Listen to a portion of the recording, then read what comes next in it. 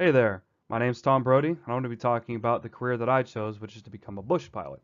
Now, this is specifically for the state of Alaska because, well, I'm from Alaska and our family has roots in Alaska that go pretty deep, specifically roots in aviation in Alaska that go pretty deep.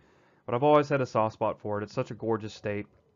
That and the business of aviation in Alaska will never die. It's the backbone of the commercial industry in Alaska. It's how goods such as fuel, food, ammunition, virtually anything you can think of gets out to the various little settlements that are strewn throughout the state. They don't call it the last frontier for a reason because these settlements are pretty far apart and pretty sparsely populated. If you look at Alaska's population density as a whole, there's less than one person per square mile in the entire state. So aviation is pretty important as far as getting goods to and from different places. Now, there are some prerequisites associated with this job. Obviously, the federal government, specifically the Federal Aviation Administration, has a lot of guidelines, has a lot of regulations on how people get into the aviation industry. Now, specifically for commercial pilots or a bush pilot, really, you're going to need at the very least an instrument rating and a commercial rating. Now, with your instrument rating, you have to have a minimum of 40 hours of either simulated or actual instrument time, which also includes a minimum of 15 from an instrument instructor or an instructor that's certified to teach instruments. Now, with your commercial rating, you don't have to have an instrument rating, but you do have to have a minimum of 250 hours of total time on your logbook. But the commercial rating is most commonly obtained after getting your instrument rating. It's if you want to be a bush pilot or at the very least a commercial pilot in the state of Alaska, you got to have an instrument rating because of all the different flying conditions that these pilots encounter.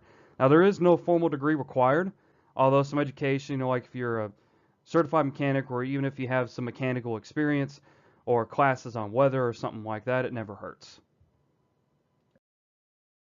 As far as wages go, it varies on experience, the type of aircraft that you have in your logbook or the type of aircraft you specialize in, the location. So say if you're a bush pilot in Alaska versus a bush pilot in Canada versus a bush pilot in South Africa versus a bush pilot in Australia, you might get paid differently just solely based on where you are. But at least in Alaska, it can range anywhere from 19K to 70K per year.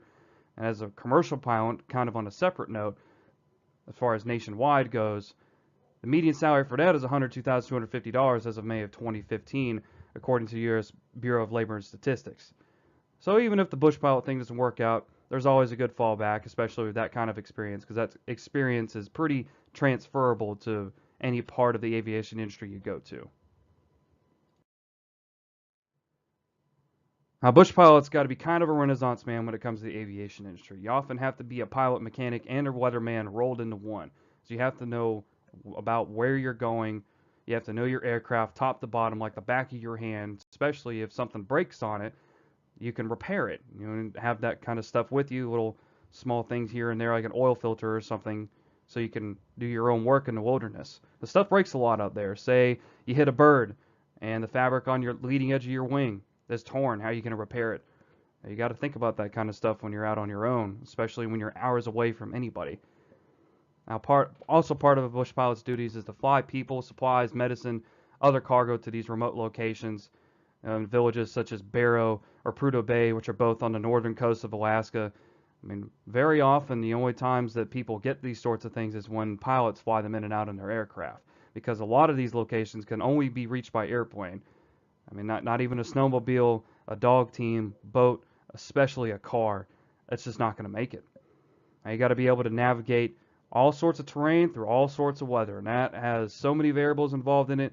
Because things like mountain weather, the weather that, especially going around mountains, it changes. It's so unpredictable. You have your high altitude lakes, your rivers. You got to know the specifics about the altitude of where the lake is, how water reacts at higher altitudes, the current on the rivers, how powerful they are, if the river's controlled by the tide or not, if it's going to be high tide, low tide, what times of those of the day it's going to be.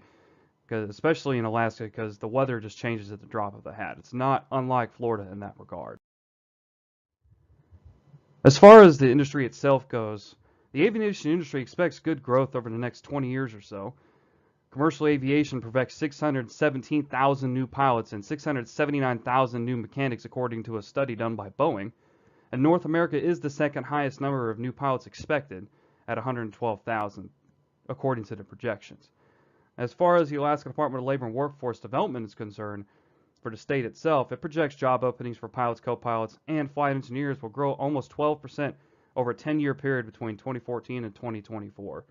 Now, as far as the kind of flying that I want to do, which is smaller, regional flying for a regional airline or an air taxi, or like a hunting and fishing lodge or something like that, those sort of services will provide the most job opportunities because they're not as competitive. Airline pilots will always be the most competitive because of their high pay and all that whatnot. Now, here's some stuff about flying you may not know. The first bush pilot in the state of Alaska was a man named Carl Ben Eielson. He actually ended up having an Air Force base named after him that wasn't located too far away from the city of Anchorage.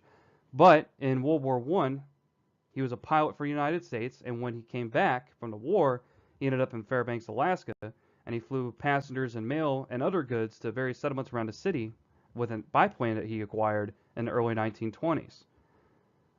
He was able to deliver these goods in a time in an area where flying was really the only way of reliable transportation between these settlements outside of a dog sled. Flying obviously was much faster than a dog sled. Now, if you talk to anyone in the industry between the state of Alaska and Canada especially, they'll tell you that the most reliable workhorse for the industry is the de Havilland Beaver. Now, the Beaver was conceived by the Canadian branch of de Havilland in the late 1940s, specifically for this sort of flying, taking off in short distances, landing in short distances, being able to fly in all kinds of rugged terrain, being able to handle all kinds of weather. It can carry up to 2,000 pounds, and consequently, if it's weighed down that heavily, it can burn up to 28 gallons of fuel per hour. That's a lot of gas. Speaking of gas, pilots in Alaska burn more than 1/3 of the 180 million gallons of avgas burned nationwide each year. Now, avgas is different from the kind of fuel that you would put in your car. Normally, the kind of fuel you'd stick in your car is 87, 89, or 93 octane. Avgas is 100 octane.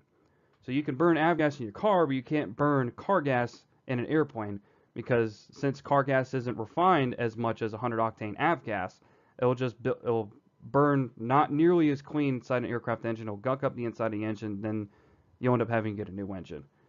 Now, that number of fuel burned in Alaska is more than 150 times higher than Alaska's total population. That's a lot of fuel. Speaking of beavers as well, the beaver featured in the picture has a very special place in my heart. It was flown by my dad when he flew for hunting and fishing lodge for a number of years in Alaska. It's shown pictured at Lake Hood Seaplane Base in the city of Anchorage. Like I said, it holds a very special place in my heart. Well, that concludes this presentation. I certainly hope you enjoyed it, and I do hope that you learned a little bit more about becoming a bush pilot.